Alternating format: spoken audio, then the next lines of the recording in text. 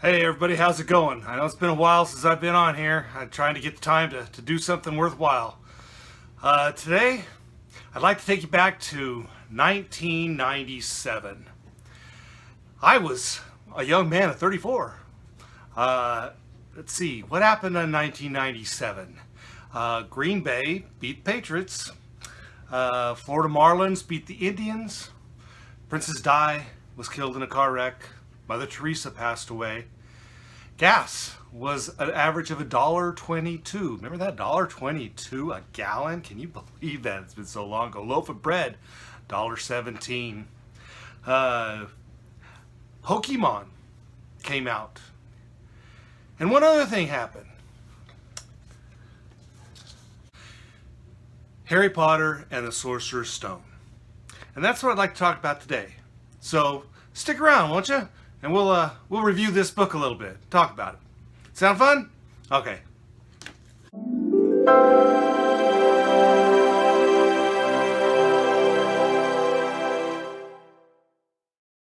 All right.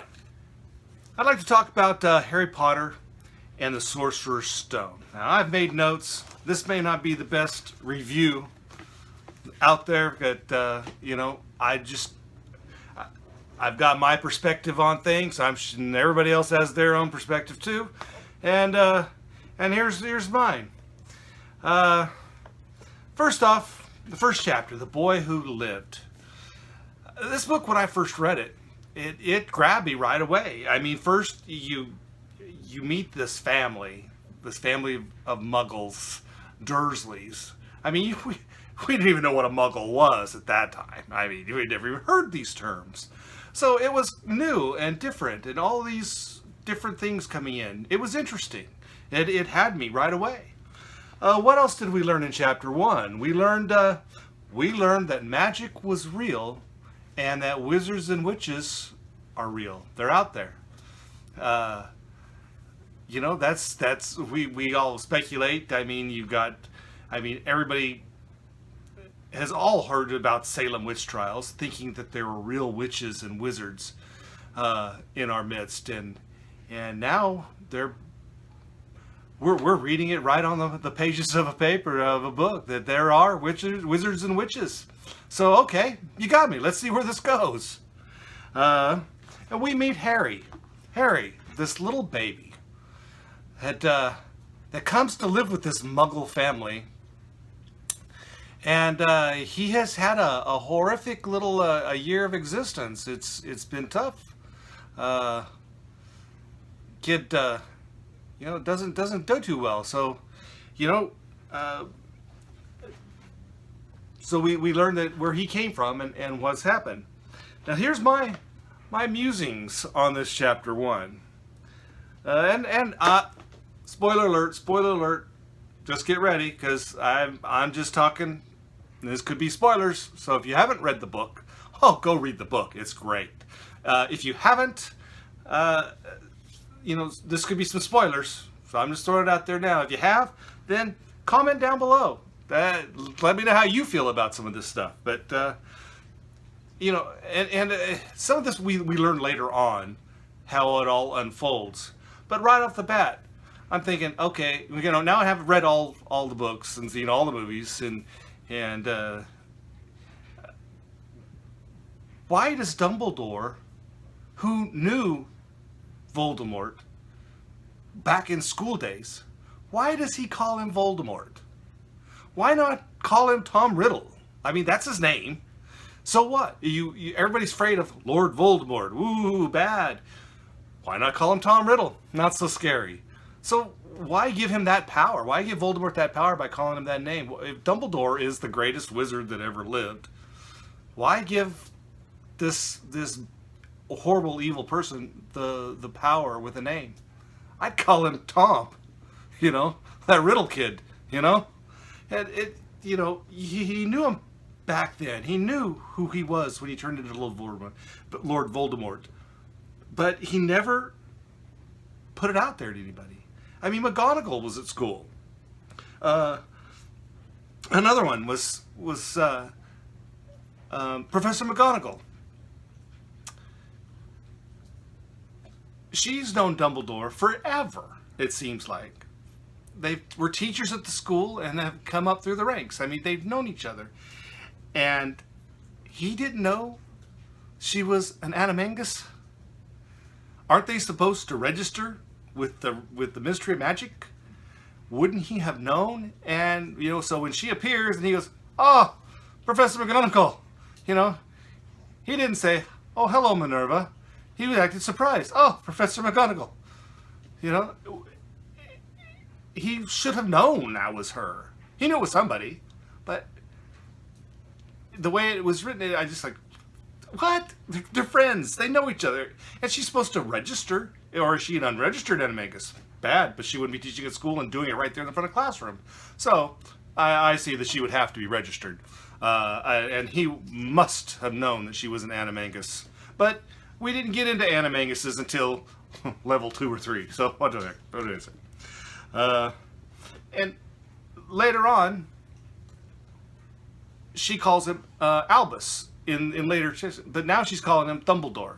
And should that be Professor Dumbledore? But anyway, she calls him Dumbledore. I don't know why.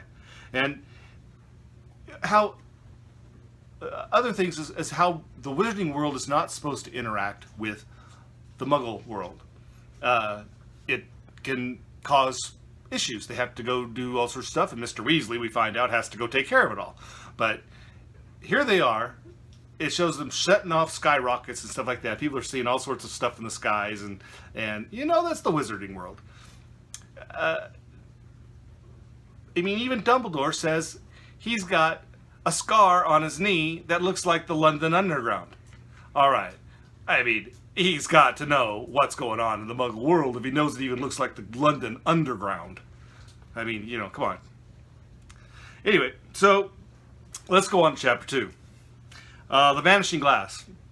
Harry's now 11 years old. Well, he's 10. He's going to be 11. And he's supposed to go to the zoo with his cousin. What do we do here? We find out that Harry's abused, for one thing, and we meet Mrs. Fig and figure out, hey, Harry's been under the watchful eye of Albus Dumbledore since the day he was born, since the day he went to the Dursleys. We find out that so the Dursleys are bad. They're not bad. They just hate magic so bad, and they don't know anything. Nobody else in the Muggle world knows anything about magic, but these people do know that there is magic, and they're like, no, we want normal. They'll give away from magic. Bad magic, bad. So they want to stomp it out of Harry. They want to crawl him up in a little old space underneath the stairs, and hopefully magic can't get to him. Well, he's a wizard. It's going to happen.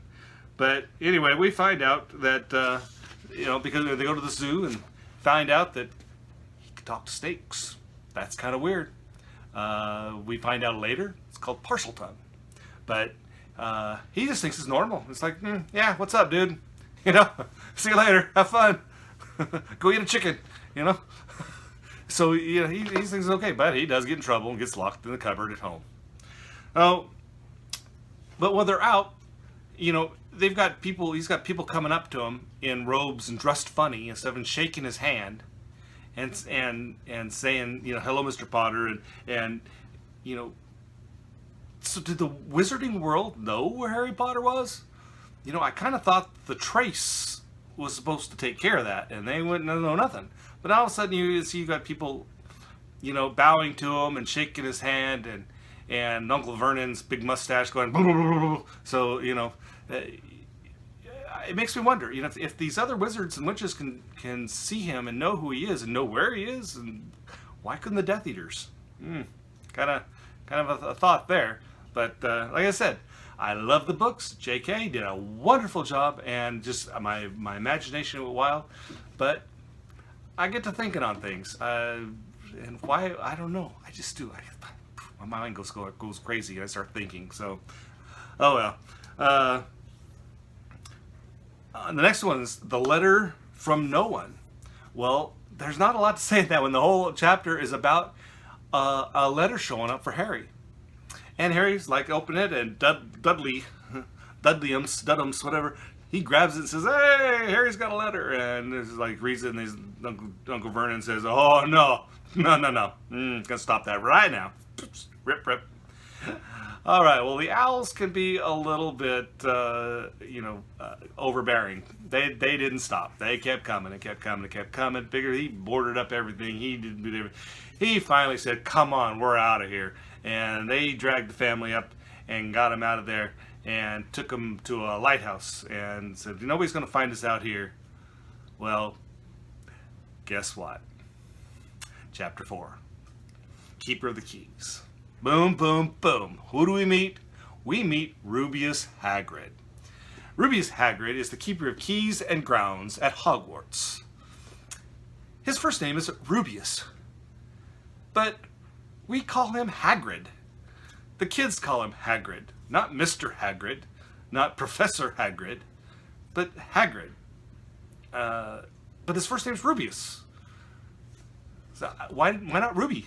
Rube. Hey, Rube. But it's Hagrid. Anyway, just these are just my meanderings, my wanderings. So anyway, he gets his letter.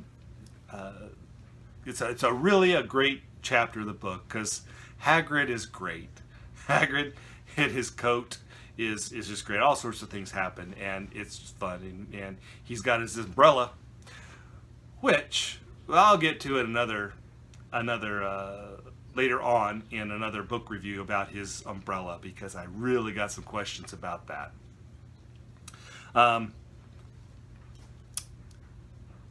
Probably in Chamber Secrets. Yeah, we'll discuss it in the Chamber Secrets. Anyway, Harry learns about his parents not dying in a car crash, but that they're famous. His parents are famous, and Harry's famous. Everybody knows who he is, and he's like, "I'm just Harry."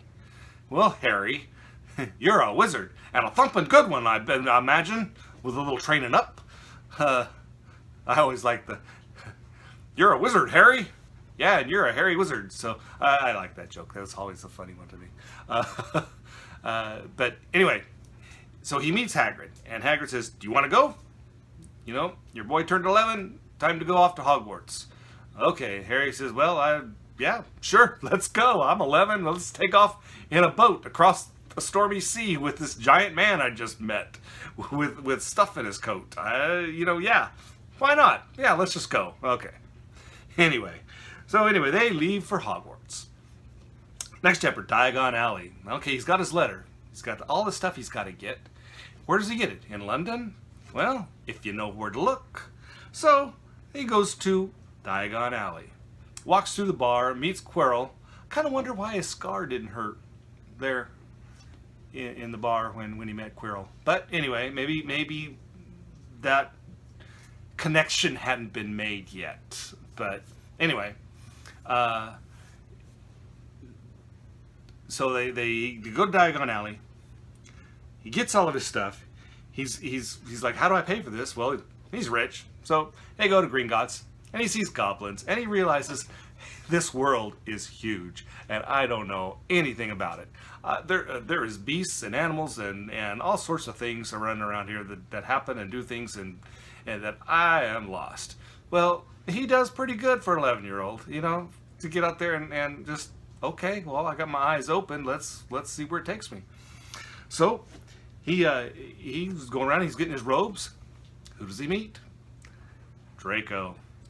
And right then he hears all Draco making, all this squawking to Madame Momfrey. I forget her name, but the lady doing the robes and stuff, and just a nasty little boy. Anyway, he goes on. He gets his stuff. He gets his wand. Harry's wand is a holly with phoenix feather, 11 inches. It's really, really odd that Harry's wand has a brother, and his brother is the one that gave him that scar. Yeah. So anyway, trivia. But anyway, that's what this is. So now here is my wonder. Okay, he's going to Hogwarts School of Witchcraft and Wizardry. My question is, what's the difference? Maybe I should Google it. But anyway, because witchcraft and wizardry is both magic. What separates witchcraft and wizardry? I mean, do you get special things by doing wizardry instead of witchcraft? Or the other way around? I'd like to find out because, that could make a big difference, Yeah, no, I ain't going to witchcraft. I'm going to wizardry. This is it. I want the cozies, and the cup holders and stuff. I want the extras. So, anyway, that was one of my questions. Maybe somebody can answer me that. It'd be interesting. Another thing, the familials. You get an owl, a toad, or a cat to take with you. Why? Why not a dog? Who's man's best friend is a dog? Are dogs not supposed to have magical ability? I know, I've seen the videos that when there's ghosts in the house, the dogs will bark. I've seen the videos. Can't say I believe them all, but anyway, I've seen the videos. The dogs bark, there's ghosts. So dogs can sense things too. Why can't a dog? Because a cat could eat a bird, even though it'd have a heck of a time eating an owl, but, a dog could eat a rat. I mean, a cat could eat the rat. Cats can eat the frogs too, except they foam with the mouth. It'd be kind of nasty. But dogs, you can train them. Sit boy, and he'd be good. I don't see why a dog can't be, or any some other kind of a special animal. Why just owls, rats, cats, and frogs? That's it. Yeah. So I just kind of wondered. But I know, JK, it's your books. I understand, but hey, a dog, please, dogs. Okay. Anyway, all right, and then when they're getting ready to go to get back to he's got to go back to Dursley's until it's time to go to school. So Hagrid knew what train to get him to, and how much to pay to get him back through the London Underground and to get him back to the Dursleys. He knew the London Underground. For these people going on that they don't know crap about the Muggle world, they sure do know it when they need to. Anyway, this is my ranting, so but all right. The journey to platform 9 3/4. Okay, this is where Harry meets the Weasleys, Hermione, Neville. Great chapter. It's where he goes through the 9 3/4, platform 9 3/4, and I can't say we all would love to run a cart through that. That'd be great, huh? It'd be fun. Anyway, see that big train there, ready to go to take you off on this magical experience. Harry goes through the portal. He gets on the train, finds him a spot, and settles in. Ron asks if he can come and join him. Sure, yeah. And they bond and begin their lifelong friendship. And then we know Hermione comes by looking for Neville's frog and a toad, and she, you have a little dirt right there. Anyway, yeah. So we all fell in love Hermione right there. So Ron tries to do a magic trick on Scabbers, his rat. He has a rat that he got to take. So it used to be his brother Percy's rat. His name is Scabbers. We learned later on, Scabbers isn't all he thinks he is or says he is. So we are, he tries to do this spell on this rat, and it didn't work. Kind of makes me wonder now that I know what I know now, if it just couldn't work on Scabbers because of what happens later. But anyway, it was fun. The chocolate frog was fun, and getting the Dumbledore cars. I've been to Universal. I've had I've had some of that chocolate frog. It's big and thick, and if you get a chance, go to Universal and get you a chocolate frog. So anyway, let's see what else. Well, that's about it. They take the Hogwarts Express. They make the train ride. And they get to Hogwarts. They get out and they get to ride across the lake with Hagrid in the boats. So they get to there, and the next chapter is the Sorting Hat. So this is where Harry gets sorted into his house. There's 4 houses, and we all know Gryffindor, Hufflepuff, Ravenclaw, and Slytherin. I happen to be Ravenclaw. But Harry gets sorted into the Gryffindor house.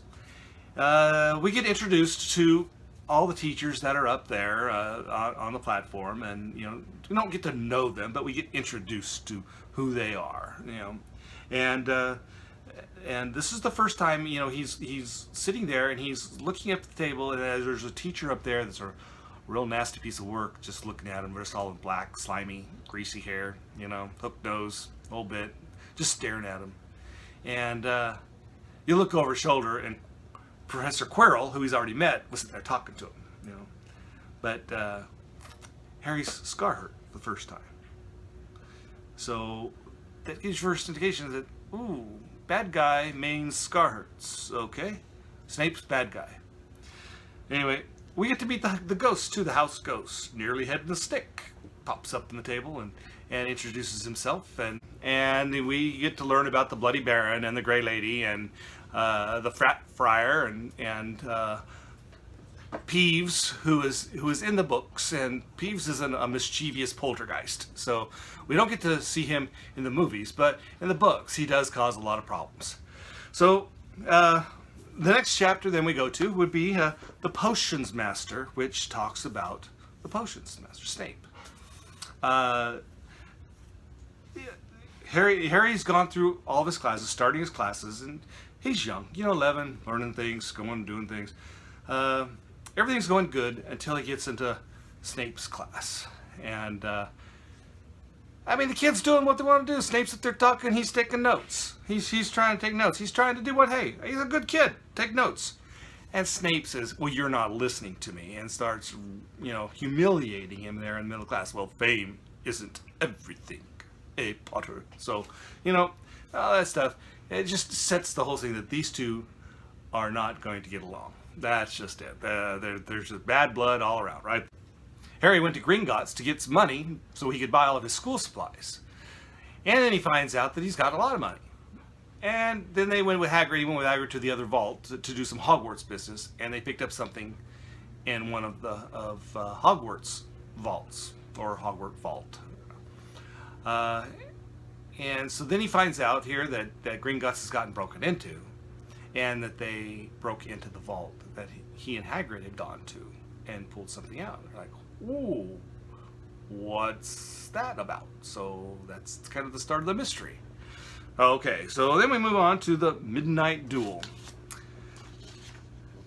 This is the first time they fly brooms. It's the broom, Madam Hooch, and their broom flying, or flying broom, whatever you want to, however you want to say that, her class, and it goes not so well. Harry's broom reacts really well. Hermione's nah.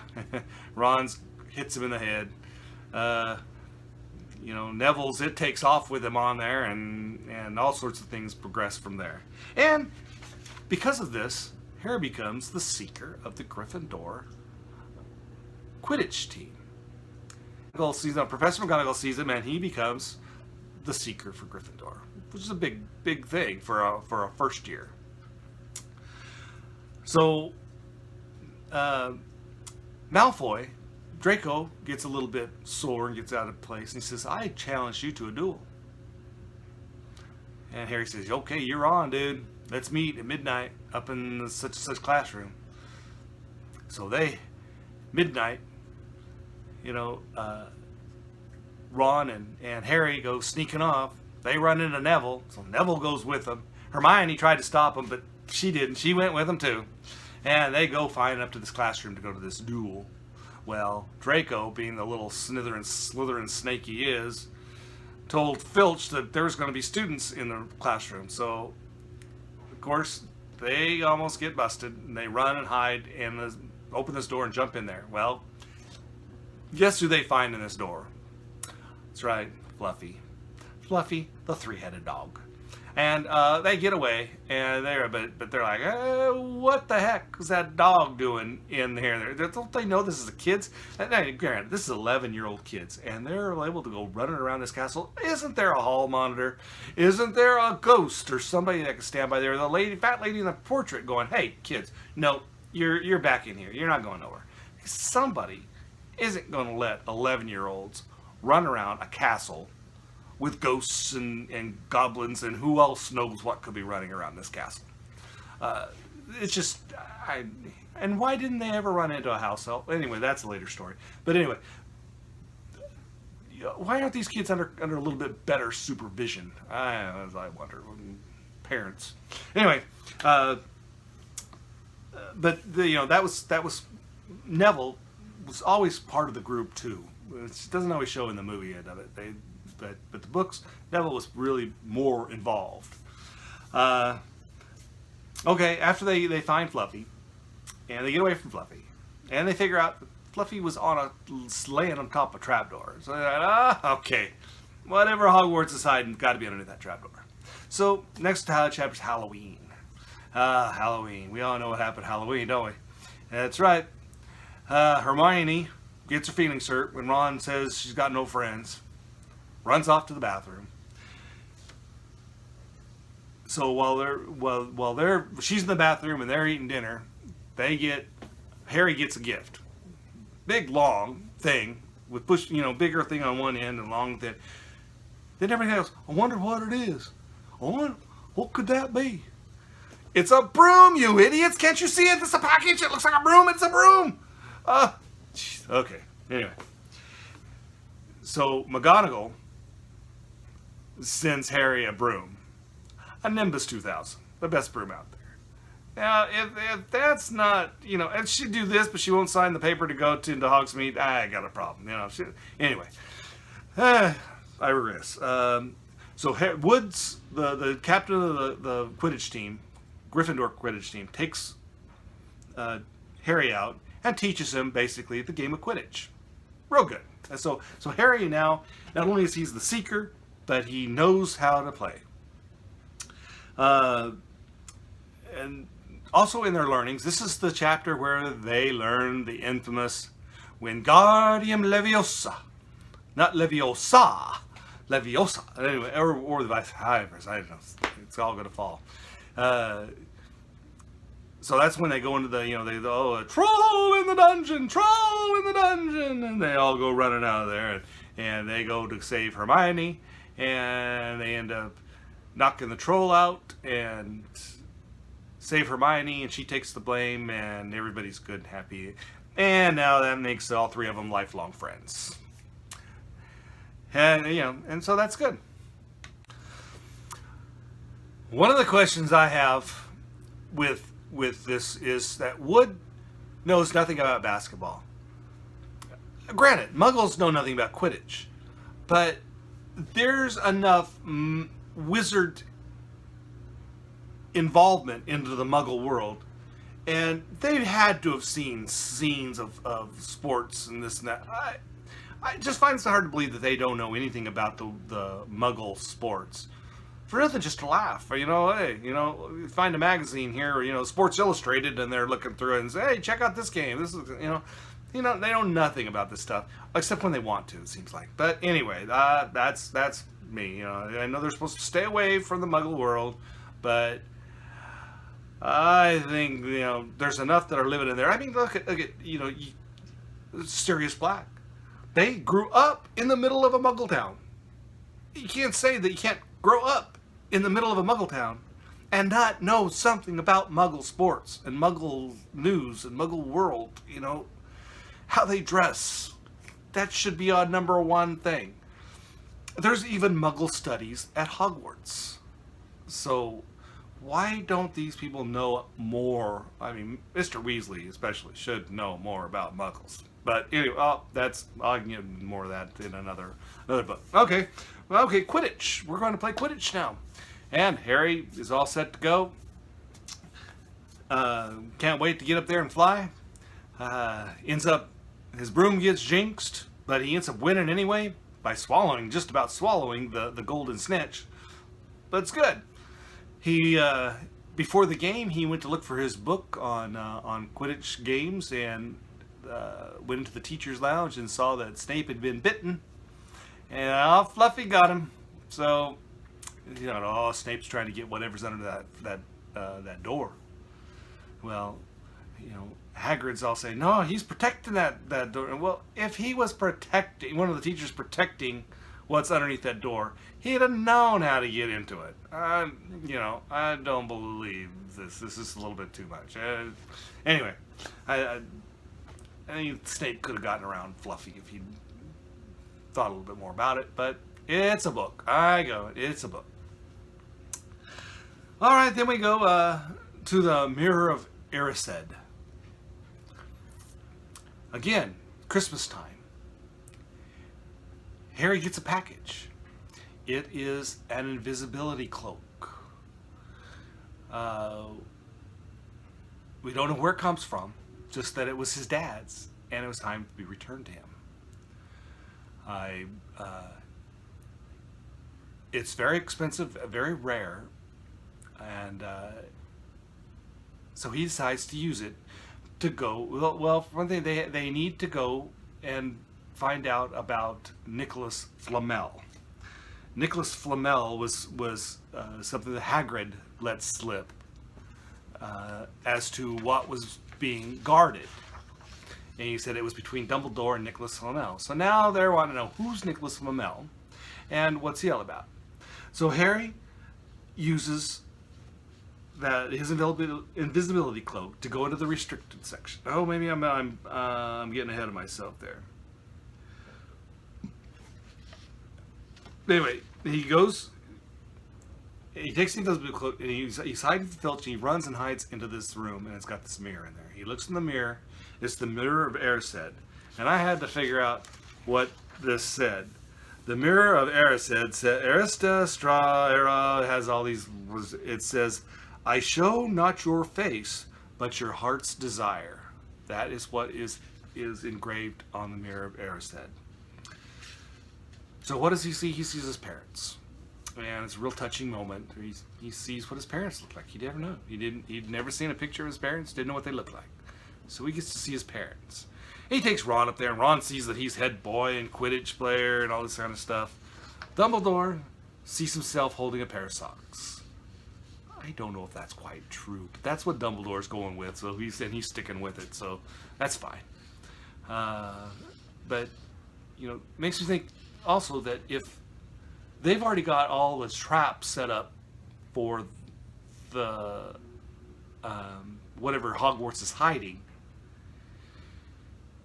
we do know at the end that this mirror comes into play. Why isn't that mirror already there? I don't know. Anyway, another item that came up in this area was that Dumbledore seems to be able to become invisible on his own, without a cloak, without anything. He can just do it and become invisible. We learn later on that there's people that can fly without a broom, which, matter of fact, that it kind of came up in the beginning of this book where Harry got in trouble at school because he was trying to jump up on on a trash bin, and he ended up on top of the building. Well, that's kind of like flying. Anyway, so Dumbledore can do a lot of things, but we learned, Harry walks into that room and he doesn't see nobody, and all of a sudden, the professor's back there sitting in a desk. Maybe he was there all along, but he also says he doesn't need a cloak. Dumbledore tells him he doesn't need a cloak to become invisible. So, that man's powerful, real powerful. All right, let's move on to chapter 13, Nicholas Flamel. Not a lot to do in this chapter. We learn about the Sorcerer's Stone. They find out that Dumbledore and Nicholas Flamel know each other because of the card that comes with the chocolate frog, and it stated that Nicholas Flamel and Dumbledore were the creators, or they know about the Sorcerer's Stone, and so that's what they figure is in Hogwarts dungeon or whatever is hiding is the Sorcerer's Stone. They worry about, Flamel's not going to have a stone anymore, and whoever's looking for that stone, if it's to be able to prolong life or to give life back, then, what are they going to use it for? Is Voldemort trying to come back to life? I don't know. Let's see. Gryffindor beats Hufflepuff in Quidditch, and after the game, Harry sees Snape running off into the forest, and he gets on his broom and goes flying over there and listens from above and sees him arguing with Quirrell. So he thinks, okay, Snape's the bad guy. He's already gotten bit by Fluffy. So Quirrell's trying to stop it. Quirrell's trying to, help out. There's some stuff going on here. These two bad, but Snape's really the bad one. It's always Snape. So anyway, we go on. We move along there. They want to find out some more about Fluffy and about what's going on. So they go down to see Hagrid. Well, Hagrid's hiding something. An egg. Always wanted a dragon. Hagrid did. Hagrid told Harry that, right? I've always wanted a dragon. Well, he's got a dragon now. A Norwegian Ridgeback. Anyway, they let it hatch. He names it Norbert. They're illegal to have. You can't own them, so he knows he's going to get in trouble, but oh, Norbert's so cute. Anyway, so they hatch a plan to get Norbert to Charlie Weasley in Romania, because Charlie takes care of dragons. That's what he does. And it's Ron's older brother. So they get this plan that, Charlie's got some friends going to head over there, so they'll just stop by Hogwarts and pick him up. Have him up in a cage or whatever, up in an astronomy tower, and we'll pick him up and be off. No harm, no foul. So they, while they're there though, Ron gets bitten by Norbert and his hand swells up and he's got problems, so he's got to go to the infirmary. So of course now it's Neville and Hermione and Harry trying to get this dragon up to the astronomy tower. Draco knows about it, so he's telling everybody, hey, there's people out of school, there's students out of the classroom, there's students out of the bed, And he tells McGonagall, and she says, yeah, okay, fine, but you are too, so you're busted. And as they let Norbert send him off on his way to Romania. Filch catches them. So, got all four of them, except Ron. Ron's off the hook in the book. It's something a little bit different, but so then they all get detention. Well, their detention is the Forbidden Forest. This is the first time we get to go into the Forbidden Forest, and they're going to go with Hagrid to go find out who's killing unicorns, because there's nothing worse than killing unicorns, and anybody who drinks their blood only has a half-life. It's just horrible. So they set off into the Forbidden Forest to go find out find the injured unicorn. They don't know if it's injured or dead yet, but they go out there and they meet the centaurs. Ronan, Firenze, and Bane. And and that's something else. That's their first interaction with the centaurs, and then they find that black figure sucking the blood of a unicorn and comes toward them, and the centaur scares it away. They get away. So that kind of opens up to what's out there in the Forbidden Forest.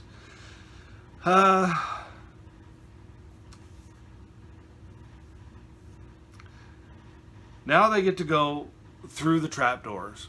They decide, they know enough to get past Fluffy. I don't know what else is down there, but they know they've got to get past Fluffy. They know that these 11-year-old kids think they're going to save the world by doing it. Why aren't they telling somebody? Why aren't they saying, hey, we know this? Because people are going, yeah, you're 11-year-old kids. You ain't doing crap. Go to bed, Which they should anyway. What are they doing out running around at midnight? Anyway. They decide to go through there, so they get past Fluffy, and they go down there, and they use all their smarts and their wisdom and their cunning for 11-year-olds to get back down through all these traps set up by these teachers that know all this stuff that's going on in this world, and I mean, they've been around for hundreds of years. They set these traps, and these 11-year-olds get past them. I don't know. So, anyway, they get there, and Harry's the only one that can go on. And so then he meets Quirrell down there. He thinks he's running into Snape. He's sure Snape's down there. Who does he see? Professor Quirrell. And he's like, oh, what's this? What are you doing down here? And so Quirrell says, I've been living with a secret all this time. And he finds out that Lord Voldemort's sticking out the back of his head. Sorry, spoiler alert. I said that earlier. But, alright. He meets Quirrell down there in the chamber where Stoney's, and Quirrell is looking at the mirror of Erised. Like, okay, how did he get mixed up into this when it was upstairs and now it's downstairs? And they already had the thing hidden once, then they got to hide it again because they had to put the mirror down there. Kind of silly. Anyway, so Quirrell is trying to get the stone. Where is it? Where is it? How do I get it? How do I get it? Use the boy. It's like, where'd that voice come from? Oh, I got the back of my head. Let me talk to him. And so find out that Voldemort is stuck to the back of Quirrell's head. He's using Quirrell as a symbiote to exist, and drinking unicorn blood to bring back part of his life. So Harry finds out that Voldemort's not dead, and is going to come back and he's going to try to kill him. And Quirrell tries to grab him and burns his hands, and then Harry puts his hands on him, and then they have a big fight, epic fight, and Harry gets knocked out, and Quirrell dies. So that's kind of an important part too, that how that happens, that Harry is knocked out, and then it shows Quirrell dying and Voldemort and out somewhere wherever he's going. So Voldemort didn't get the Sorcerer's Stone. Harry wakes up in the hospital wing, and he's got, everybody's around him. He asks, Dumbledore, how come Quirrell? He goes, couldn't get the Sorcerer's Stone. He says, because only somebody who wanted it but didn't want to use it could get it. And they said, he asks, how come Quirrell died, or I couldn't touch him? He says, Harry finds out, Dumbledore tells Harry that it's because of the love your mother gave you, and stood up in front of Voldemort. That love protects Harry and doesn't let evil hurt him. It's that love that saved Harry's life. And so that gives us, a kind of an all well-rounded thing. We've learned at the beginning of the book how Harry was almost killed by this evil wizard, and was raised by this horrible cousin and aunt and uncle, and became didn't know nothing about magic, to breaking or to conquering all these tasks that these teachers that have been doing magic for years and years and years set up to protect the stone, and then beating the bad guy again at the end. But it's but a chapter or 2 chapters, and this book's got you. You're hooked. You're into it. You're like, okay, I'm there. I'm 11, and I'm with Hogwarts. I'm in Hogwarts with Harry. It's amazing how she can, how J.K. can bring all this stuff together and write it. Fantastic book. There's also a little section in the back of the last chapter that says, he's asking why Snape hates him so much, or Dumbledore brings it up. That's the reason that Snape hates Harry so much is because Harry's dad saved his life at one time, and he didn't want to he was indebted to James Potter, and he didn't like that. He didn't like James Potter at all. We don't know why at this time, but we do know that Snape hated James Potter, Harry's dad. So we find out later on why that is. Anyway, that is conclusion of my review of the Sorcerer's Stone, Harry Potter and the Sorcerer's Stone. Please leave your comments down below. I've got Chamber Secrets just about ready to load. I've got some wand stuff I want to do. I know August 17th is coming up. I get to go back to Universal Hollywood. I'm just up the road from there, a couple hours away, but I get to head back down there, and I've been trying to set up a camera and stuff so I can take some video while I'm down there, and so I hope you join me and subscribe. And I don't expect to be a huge YouTube star. I'm not doing this for that. I'm doing it for fun. So if you had fun, give me a like, and then I will see you next time. Thanks a lot. Bye.